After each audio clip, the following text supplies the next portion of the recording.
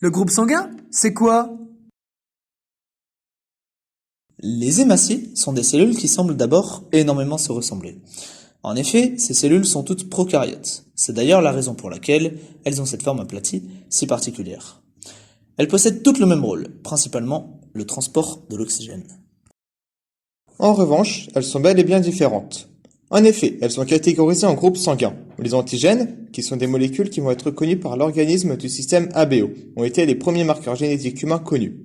Leur existence ainsi que la découverte d'anticorps, molécules qui vont reconnaître les antigènes, vont, au niveau des cellules sanguines, globules rouges hématies, donner un sens à l'échec de la transfusion sanguine. Ces échecs sont liés au problème d'incompatibilité entre les différents groupes sanguins.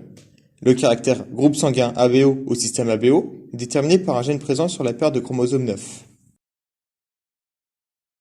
Un gène est une partie de l'ADN qui va permettre l'expression d'un caractère. L'information que contient ce gène peut être différente d'un individu à l'autre. En effet, il peut s'agir d'un allèle A, d'un allèle B ou encore d'un allèle O. Ces allèles vont commander la synthèse d'une molécule que l'on va retrouver sur la membrane des globules rouges.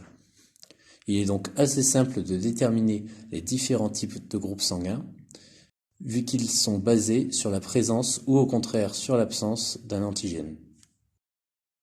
Contrairement à la plupart des phénotypes actuels, qui forment l'ensemble des traits observables d'un organisme, ces antigènes ne sont pas codés directement par les gènes.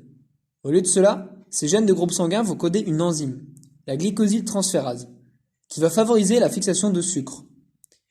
Et ce sont les différentes associations de ces sucres qui vont former les antigènes.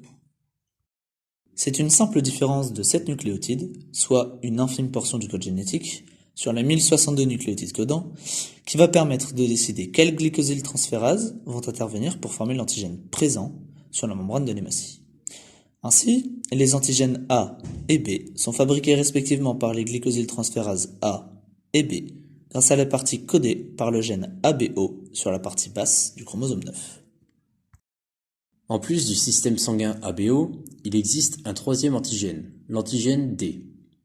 Il va également intervenir dans la compatibilité de transfusion des groupes sanguins. En effet, cet antigène D va apporter une spécification supplémentaire. Lors de sa présence, les groupes ABO seront positifs, dans le cas contraire, les groupes seront négatifs. En résumé, il y a 4 groupes sanguins, A, B, AB et O, qui sont déterminés par des enzymes spécifiques, qui trouvent leur origine dans l'information génétique. En particulier sur le gène ABO du chromosome 9.